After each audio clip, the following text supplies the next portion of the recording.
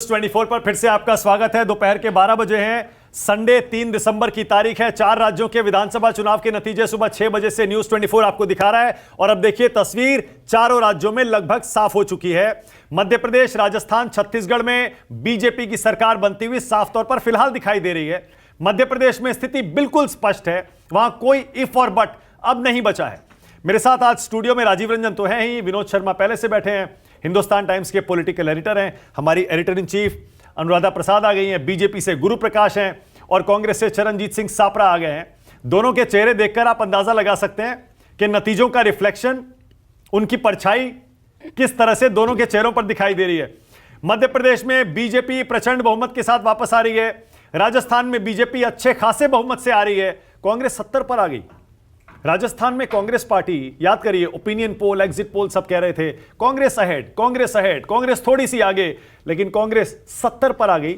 और बीजेपी 100 के बहुमत के आंकड़े के बाद भी 14 सीटें और फिलहाल जीतती हुई दिख रही है। 114, इसे कंफर्टेबल मेजॉरिटी आराम से कह सकते हैं। याद रखिए, राजस्थान में ये जो नीचे आपको अदर्स दिख रहे हैं 15, यह आंकड़ा बहुत अहम है, अभी भी अहम है। और आमतौर पर इस तरह के इंडिपेंडेंट्स, अदर्स, छोटी पार्टियां रूलिंग पार्टी के साथ जाते हैं। अगर ये बीजेपी के साथ चले गए तो आप अंदाजा लगा सकते हैं राजस्थान में बीजेपी के बहुमत का आंकड़ा 130 तक जा सकता है। छत्तीसगढ़ बहुत बड़ा सरप्राइज है। छत्तीसगढ़ के आंकड़े हैरान कर रहे हैं। हर कोई मान के चल रहा था भूपेश बघेल के सामने बीजेपी का कोई स्थानीय नेता है नहीं, रमन सिंह को बीजेपी ने आगे किया नहीं, भूपेश बघेल ने बीजेपी को कोई भी बड़ा मुद्दा इन 5 सालों में दिया नहीं। तो फिर यह नतीजा क्यों, इस पर भी आप थोड़ी देर में विश्लेषण करेंगे। और तेलंगाना, सारे एग्जिट पोल्स ने पहले ही बता दिया था कि केसीआर के दिन अब लद गए हैं। बीआरएस 10 साल के बाद सत्ता से बाहर जा रही है और कांग्रेस पार्टी ने बिल्कुल वही करके दिखा दिया। राहुल गांधी के नेतृत्व में भारत जोड़ो यात्रा हो या फिर तेलंगाना में डीके शिव कुमार के बारे में जैसे अनुराधा जी बता रही थी, तेलंगाना में कांग्रेस पार्टी की रणनीति को शेप करने में, उसे जमीन पर उतारने में डीके शिव कुमार ने बहुत अहम रोल अदा किया है। कर्नाटक के डिप्टी सीएम हैं, कर्नाटक के पीसीसी चीफ भी हैं, लेकिन क्योंकि दक्षिण का राज्य है तेलंगाना, इसीलिए कांग्रेस के नेतृत्व ने दिल्ली से तेलंगाना की जिम्मेदारी डीके शिव कुमार को दी। और नतीजा आपके सामने है।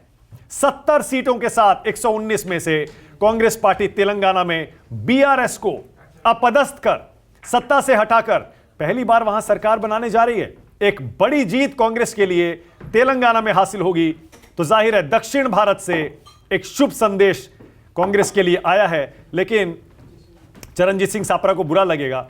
अनुराधा जी, इतना तो कह ही दूं कि इन 4 राज्यों के विधानसभा चुनाव से पनौती नहीं निकली, बीजेपी के लिए शुभ संदेश निकला है। शुभ संदेश, सही कह रहा हूं ना सापरा जी? नहीं, अगर आप इस तरह से विश्लेषण करना चाहेंगे तो मैं फिर ये भी कहने पे मजबूर हो जाता हूं कि साउथ के अंदर जो है वो मोदी जी की पनौती चल रही है, फिर ऐसे भी कहना पड़ेगा। खैर, मैं उसमें नहीं जाना चाहता था।